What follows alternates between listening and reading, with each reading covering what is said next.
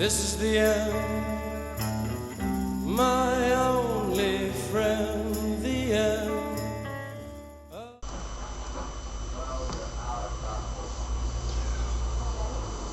Hello and welcome to part 2 of the Death of Death. I suppose I better take more notice of the time, as I only have 10 minutes allocated to me on YouTube.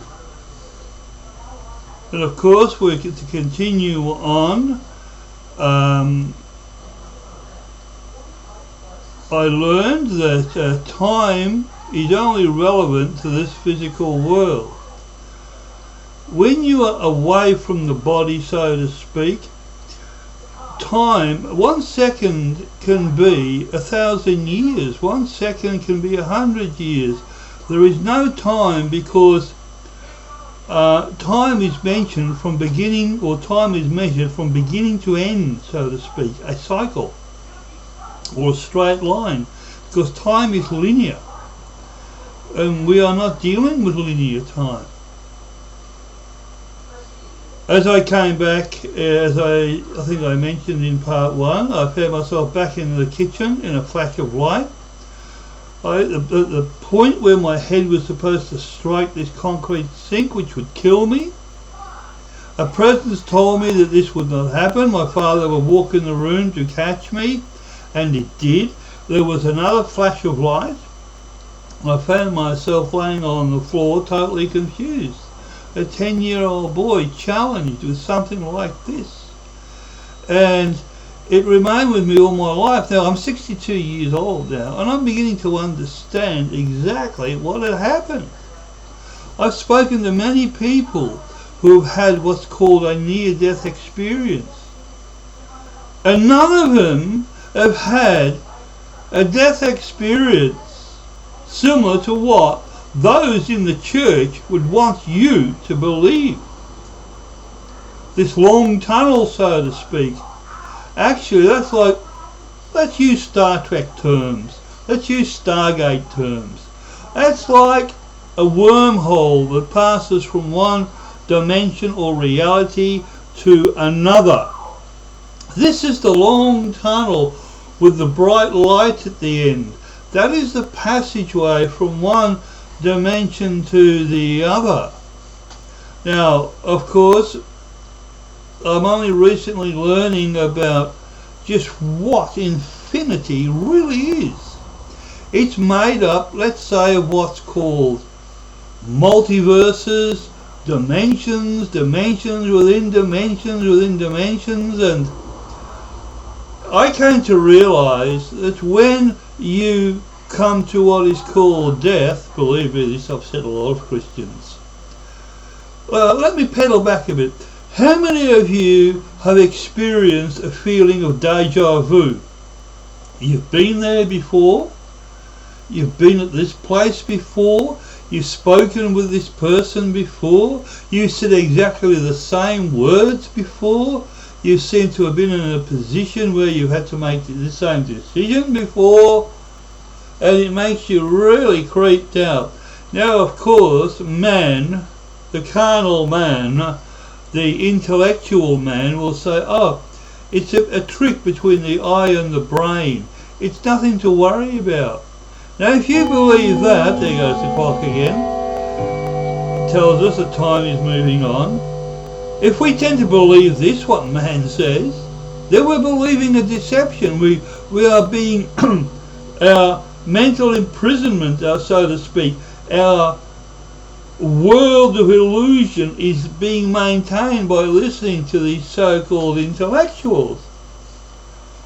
What it is, this deja vu, you have actually been there before. You have actually spoken to this person before. You have actually said the exact same words before.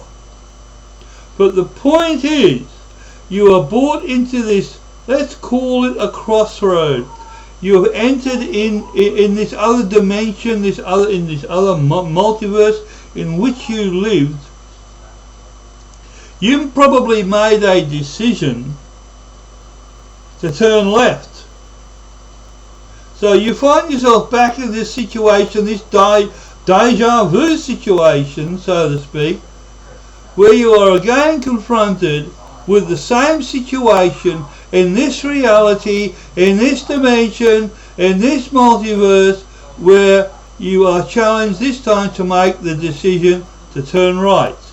And therefore, the whole of your life changes into a different direction to when before. Alright, let us say, for instance, we are at a crossroads in a car and we decide to turn left and we have an accident and we're killed. What happens is you go through that tunnel, you go through that light, whatever you want to call it, and you are born once more. Now cop this, no one's ever taught you this before. You are born once more to your same parents, to your same environment. Everything is the same, except you're not in that same multiverse. You are in a different dimension. You are in a different reality.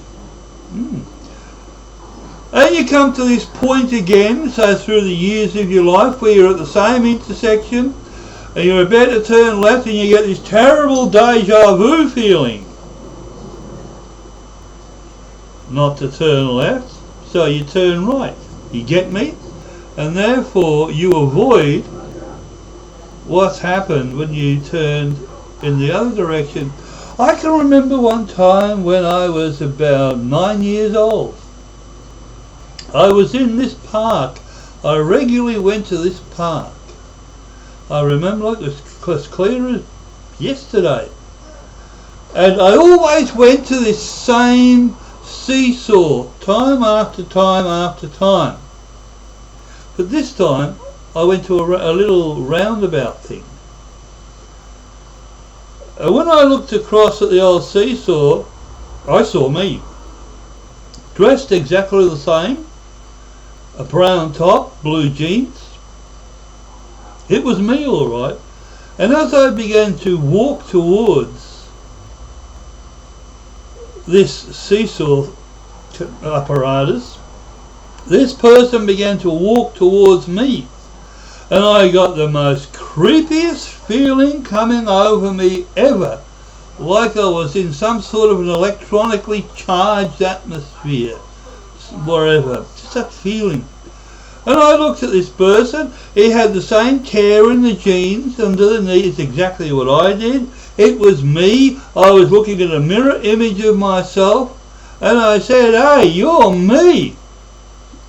Disappeared. So these things exist. I ran into myself, so to speak, from another dimension, another universe. It was real. It happened. So people say, when you die, you go here, you go there. No, you don't. You just pass through, you can say the wormhole, you pass through the portal, and you are born again. Not in the Bible basher, Bible thumper sort of concept. You are actually born again from the same mother to the same father. You have the same brothers, you have the same sisters, in the same town, in the same city, in the same surroundings, but you are in a different reality, a different multiverse, in a multiverse. Now, as I begin to speak about this, of course, the local Christians want to throw me out in the backyard and build a stake and throw me on it and burn me. But the more and more I studied and looked into this experience of deja vu, and I linked it with other dimensions, other multiverses and so on, I began to learn even more. Now I'm going to continue on in this in part 3.